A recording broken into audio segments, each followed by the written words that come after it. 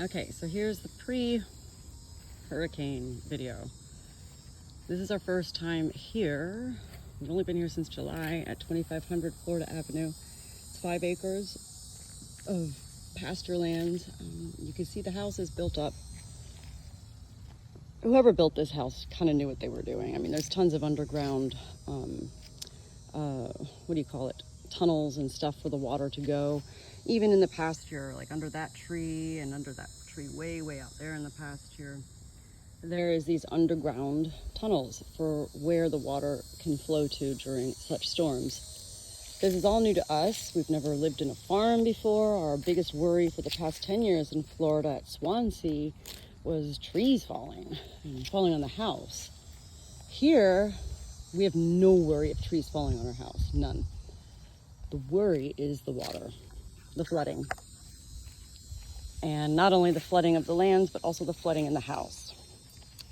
As soon as we moved in here in July, we noticed we had a leaking roof. They had a roofer come out and nobody's come out since then. So this is where I'm grateful right now at this moment that we do not own this place. This is not our home.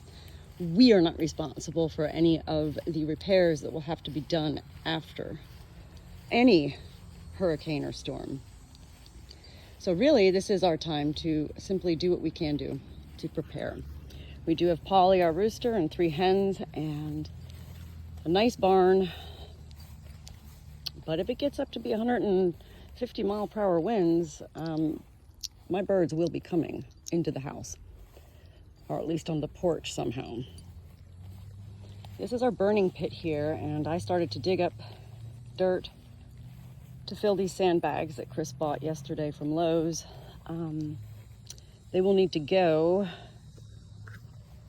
at the entrance of the barn.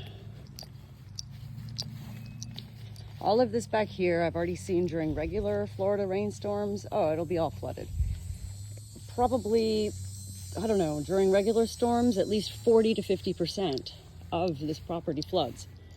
So I can't even myself imagine what can come of a hurricane on this property. This barn does have the windows that we can flap down.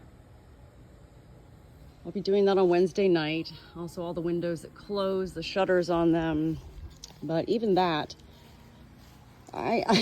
Chris says Chris first of all is leaving me here. Chris is going to stay with the girls during Wednesday night. It's supposed to hit Thursday at 2 a.m. And because Chris is part of the emergency response system with transportation, he is supposed to be, totally available to drive into Orlando to assist with all emergency operations.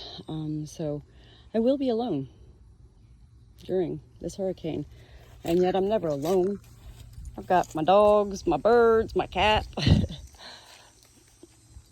and of course, God, Jesus, and Spirit. God forbid I mention that in a video, right?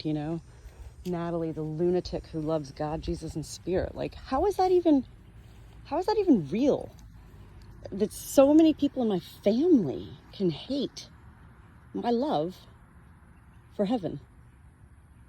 That's total denial on their end. This entire front pasture is going to be underwater. 5 acres. Regardless of whether the hurricane comes through or not, the storms that come from that hurricane will drop a lot of rain and winds, and we will have a lot of trees down and all of that. But again, it's like, thank God we're not responsible for the financial aspect of getting it cleaned up afterwards.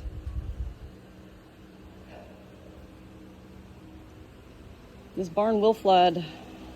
I'm going to put the sandbags at this entrance as well as this entrance. And look at my baby birdies there. I love my birdies. I love my birds. Up here has been flooding really bad all the way up to the tack room door with regular storms. So I did start to lay sandbags there. There's just no telling. We have no idea. Chris says that this tack room should be okay because it is raised. But, we really can't know.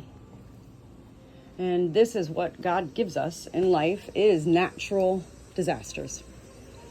non-man-made elements of life that can't be controlled or altered in any such way. This leaves us with moments of only being able to prepare and to do what we've been told, what we've learned, what we remember. There's no way in hell I'm going to leave my birds down here if there's 150-mile-an-hour winds. That's bullshit. So I've got everything ready as much as I can. Now it's just a matter of waiting and finishing up these sandbags.